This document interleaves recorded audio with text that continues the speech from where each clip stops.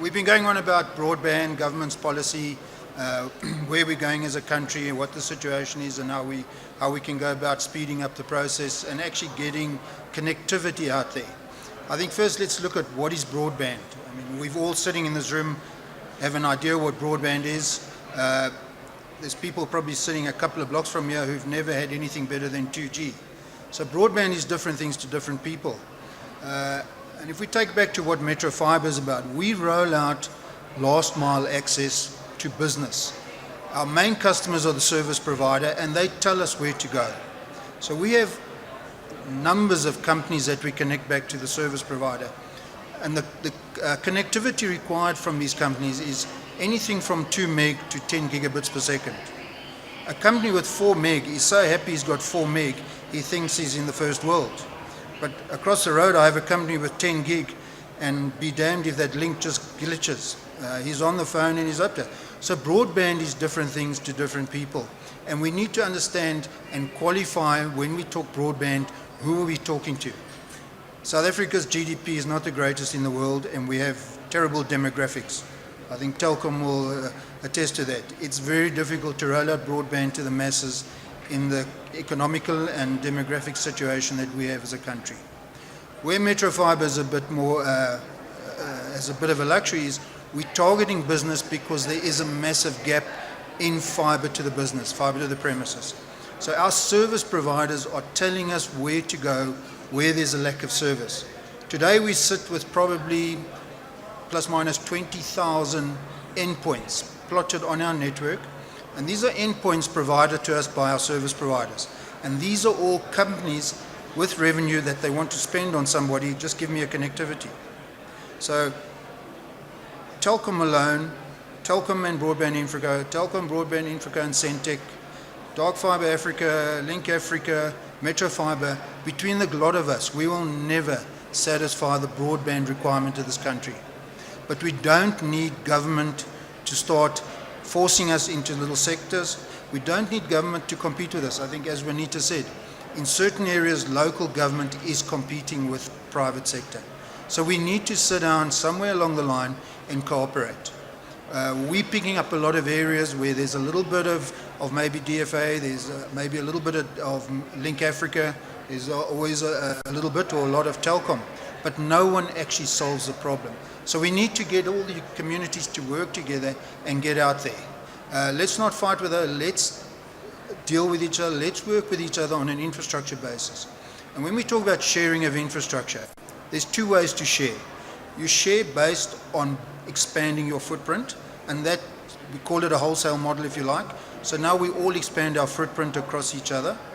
And the other way is I allow you to run your commercial business through my network.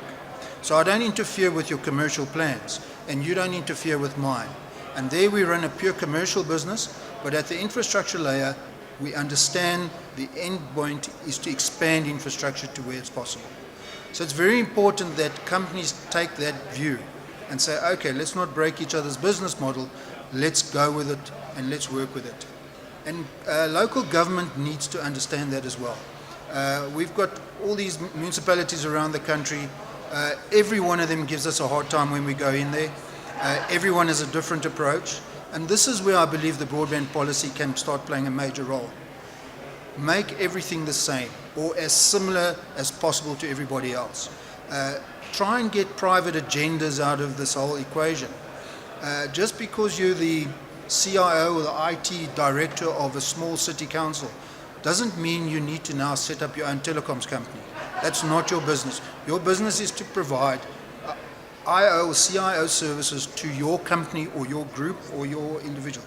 So it's very important that government defines those barriers and defines where IT companies within the government have to stop and where we as connectivity players take over. Private sector will help drive government into the rural areas. If we build a massive broadband infrastructure around business, for example, in the Alexandra area, it's so much easier and cheaper to roll out into Alexandra because you've got the value and all that financial input coming from the commerce that enables it to be, and you can actually justify it then. But to come to me and say, do Alexandra if you're going to do Sandton, doesn't work. You've got to allow people to spread the risk and spread the revenue intake. And I think all operators and all people playing in this space have to be aware of that. I think to bash the policy a bit more than what I have and more than what everyone else would just be wasting everybody's time. I think we all agree on it. But I think just the fact that we have so many requests to get fibre to a premises is an indication of the shortage this country has in local access, high-speed local access, and what we now broad-based term called broadband. I think if we all look at it realistically, understand the GDP problems, understand the problems of the demographics of this country, and then we can start working to solving the problem. That's my 5 minutes. It was supposed to be 10, but thanks very much.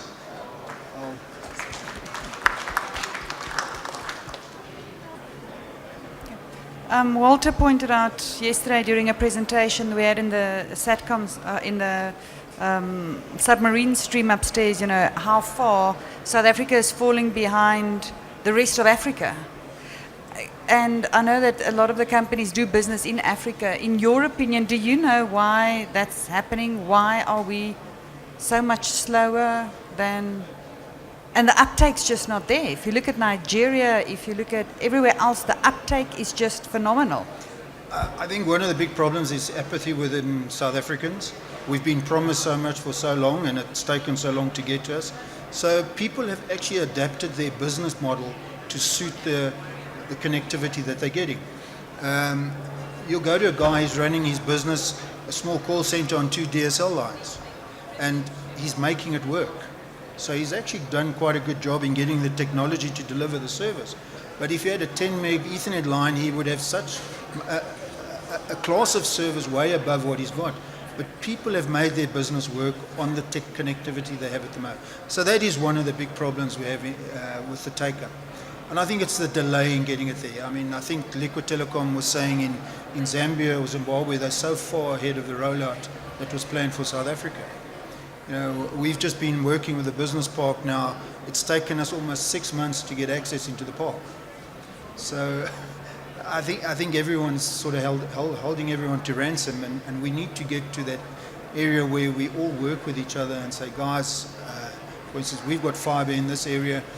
You, as whatever service provider, let's go in there together and uplift the whole community. Because we've also found once a person's got fibre, he'll start off, say, with a 4 meg or 10 meg service. Within 3 to 6 months, he's running at double that. Once they get used to the real bandwidth capacity and what they get out of it, it just keeps growing.